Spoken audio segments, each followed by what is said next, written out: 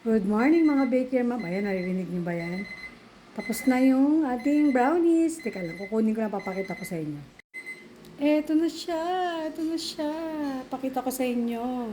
Eto na yung ating brownies, mga baker ma'am. Nako, kung naaamoy nyo lang, napakabango. Alam niyo yon. Ito yung white chocolate natin, naging ganyan na. Flaky fudgy brownies. At ito naman yung ating chocolate chips yan. O, diba? Ang ganda niya. Oh no, ito yung sprinkles. Flaky pa rin yung ibabaw. Yung ating white chocolate naging ganito. Naging brown, di ba? Ayan. Tapos, hindi ko kasi nasabay itong cookies. Ito yung cookies natin. Hindi ko nasabay eh. Malalaki itong cookies natin na to. So, ito may s'more. Ito yung s'more. Ito naman yung sprinkles. Ayan. Malalaki yan.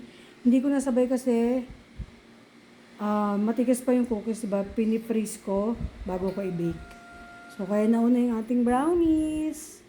Ayan. Freshly baked every time you order.